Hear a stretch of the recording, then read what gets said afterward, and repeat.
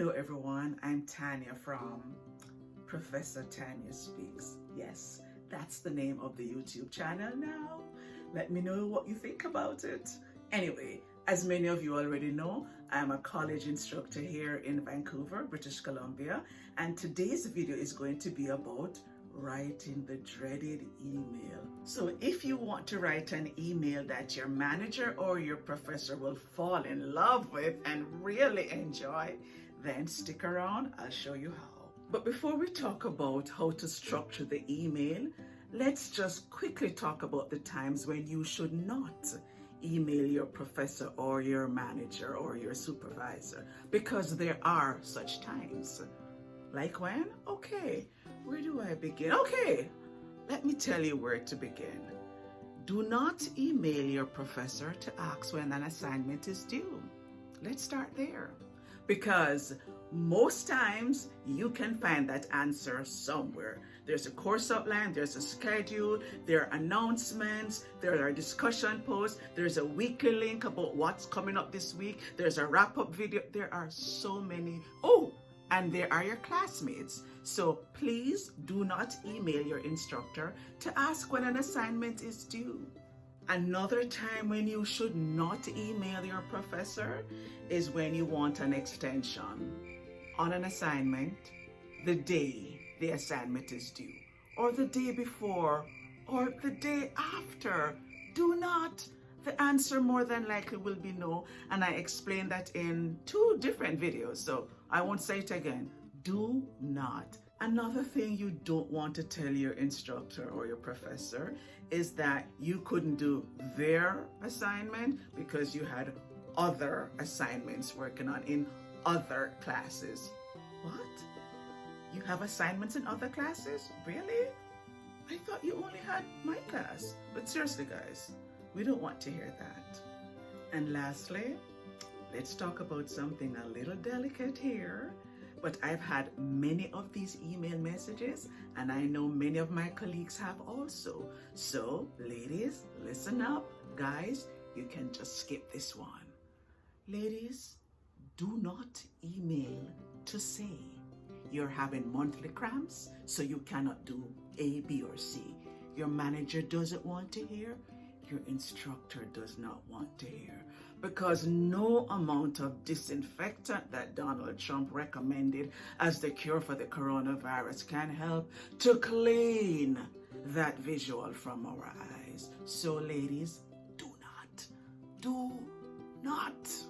Okay, so we've spoken about what to not do, so let us now talk about what to do. And you're going to be sending a routine request to your instructor, professor, or your manager.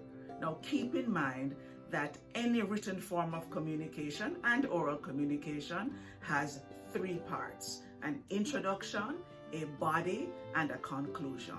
So when you write, you will be using those 3 parts also. But the first thing you want to think about is your subject line, which needs to be very clear, and it also needs to be concise, and you should summarize what you plan to talk about so that the person who reads it knows exactly, immediately, what you plan to discuss in your email. For example, you could have a subject line that says something like requesting your clarification, or assignment query, or vacation date confusion for your manager. That would leave no doubt about what you plan to talk about. So first things first, make sure your subject line is clear. You have the subject line, the next thing is the salutation. Now when you're writing your professor, especially if it's the first time, it's a better start to say dear whoever, or hello, or even hi. But do not ever do H-E-Y, hey. No, remember, even if your instructor or professor is friendly, you are not friends. Now, hey, what's going? How's it hanging? Stuff like that you leave for your friends. You know, when I email my girlfriends, it's what's going on, girl, G-U-R-L, and it's, you know, it's like that. But when I'm talking to my students, it's hi, it's hello. And it's the same for you guys. Do not be too friendly because that is not required in a professional context. Now, once you said hello, the next thing you want to do when you're writing your professor is you want to identify who you are and which class you are in. You really need to do that. Hello, I'm Tanya from your 1125 Communications class, section 5. Now, once you've identified who you are, you must also state your purpose for writing, and that needs to be in the introduction. So let's say you're requesting clarification. Then you'd write something like, Tanya, could you please clarify, blah, blah, blah. Or let's say you're writing to your manager and you want to ask about your leave, I'm writing to find out if my leave has been approved, something like that. But the statement, there has to be a statement in the introduction which clearly tells why you are writing. There should be no guessing on the part of the reader. The reader must know why you are writing because this is a direct message and it's a professional email.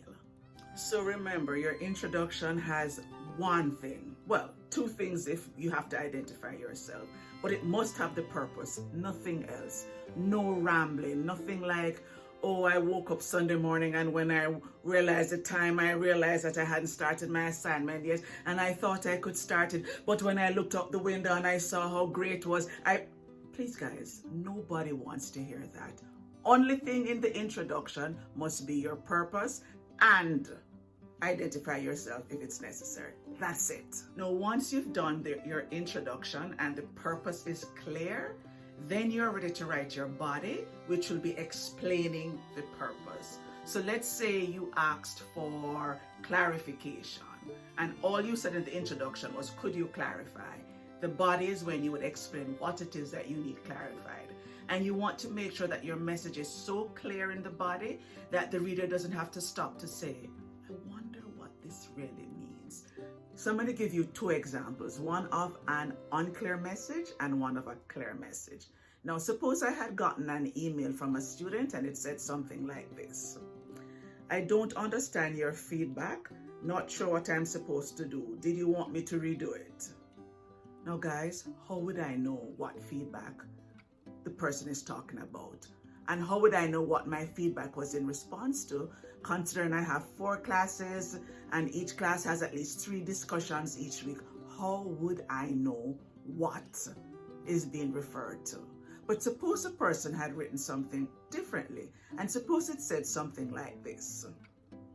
For last week's discussion question, what's the difference between business writing and academic writing? I wrote, one is concise, the other one allows you to ramble.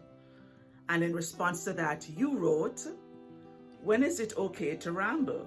Do you actually see rambling as an actual characteristic? Was this rhetorical or was I supposed to answer and explain myself?